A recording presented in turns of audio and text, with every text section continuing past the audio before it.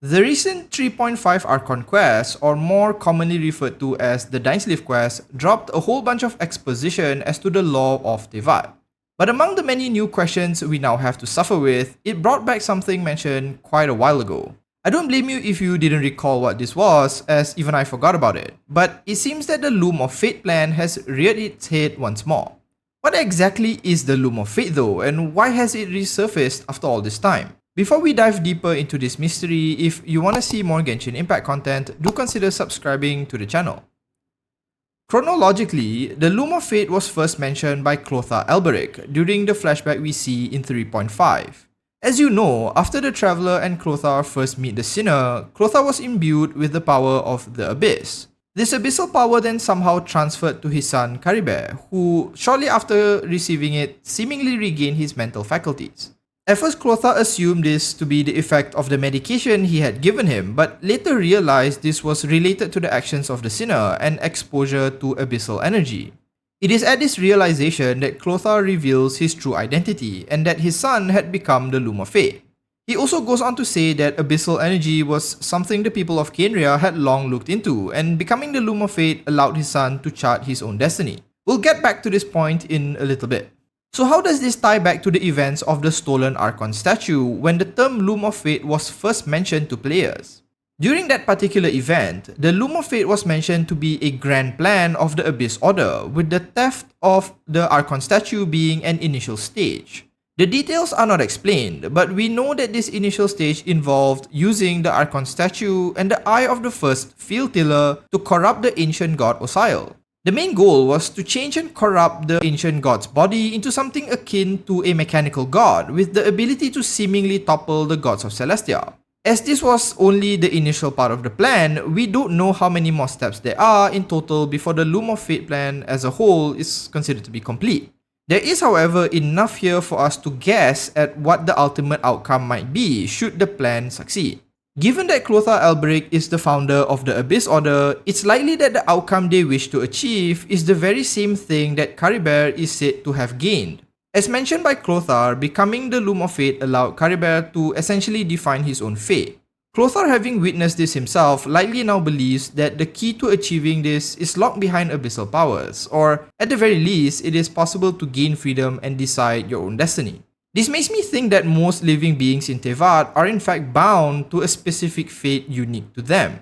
Those that have visions have always been destined to receive them, and those who suffer in pain were always fated to do so. This is largely in line with what's told to us in the book Before the Sun and the Moon, where the Primordial One was said to have created a specific but unknown fate for each human. The idea that each person has a predefined fate also explains why certain individuals receive their visions before they have accomplished anything significant, such as Ayato, who gained his when he was really young. It's almost as if the gods already know where these individuals might end up. There is also an ongoing idea that Teyvat functionally runs on its own and Celestia is largely empty, and an automated predefined fate for each person would fit into this idea as well. A predefined system of assigning fates could also be why the Hexen Circle member Nicole is able to study the direction of the world and what allows Mona and her master to discern the future of people rather accurately. All this essentially hints at what the Loom of Fate plan is. Perhaps the ultimate goal for the Abyss Order and maybe even those of Khaenri'ah in the past was to gain total and complete freedom from the shackles of these fates. Being a nation that did not rely on the gods, it would make sense for the people of Khaenri'ah to desire to move away from this and chart their own course. At the end of the 3.5 quest, we also find the dead body of Clothar Elberic. As you know, being a citizen of Khaenri'ah, Clothar Elberic was cursed with immortality, but his death implies he has escaped that curse. Dainsleif suspects he figured out a way to remove the curse, but what if instead Clothar ended up becoming a Loom of Fate as well, and could now control his own fate, rewriting it so that the curse placed on him is no longer in effect? The Loom of Fate is aptly named, as I think it just refers to an individual's ability to weave their own story and fate within the world of Teyvat. In 3.3, we also learned that an individual's fate is something not easily changed, and only gods may have the slimmest chances of doing so. Maybe this is why Khaenri'ah was destroyed, as perhaps they came too close to unraveling the methodology to gaining their complete freedom and breaking the shackles of control that the world has currently subjected them to. Now, if all of this turns out to be true, what exactly is the implication of such a system existing? Well, for one, it means that everybody native to Teyvat would have no way of changing whatever happens to them, even if they found out the truth. Everything good and bad that will and has happened to you is not in your control, and happens because it was arbitrarily decided at one point. The descendants also become far more important, as being from outside of Teyvat likely means that this doesn't apply to them. Think about what it means for the descendants now if this turns out to be true. The descendants would be a group of people who could essentially do whatever they wanted without anyone being able to control them. Maybe this is why the presence of the traveler ends up changing things so rapidly, and why they could be considered a threat by the sustainer of heavenly principles. Imagine if just the presence of one descender throws every predefined destiny completely out the window, and how hard that would be to fix. It's sort of similar to the idea in that movie, The Adjustment Bureau, where every human has a plan laid out for them, but one little change causes a ripple effect that disrupts everything. If this really was the case, I can't help but empathize with those who learn of this truth, such as perhaps the people of Khaenri'ah.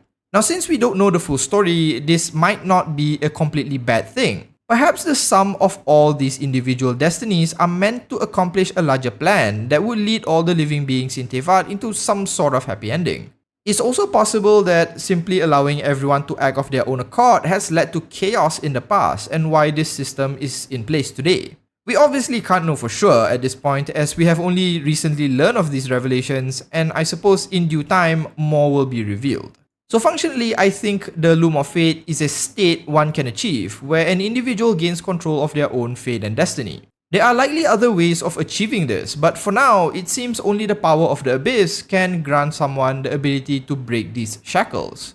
This could be what those of Khaenri'ah were pursuing before being destroyed by Celestia, and what the Abyss Order are now actively looking to achieve in the current storyline. Maybe we have been seeing this all wrong, and those we thought were villains are in fact just seeking freedom, while those we assume to be good are in fact the jailers. On the other side of the coin, it's possible that to combat the gods, one has to remove oneself from these fates, otherwise beating them would just be impossible. These are all just theories though, so don't put too much weight on them, as they are just potential outcomes based on what we currently know. Ultimately, the truth will eventually be revealed, so I guess we'll just have to wait and see. That brings this video to an end, and if you enjoyed it, do consider liking and subscribing to the channel. Let me know in the comments what you think the Loom of Fate is, and I'll see you in the next one. As usual, have a nice day.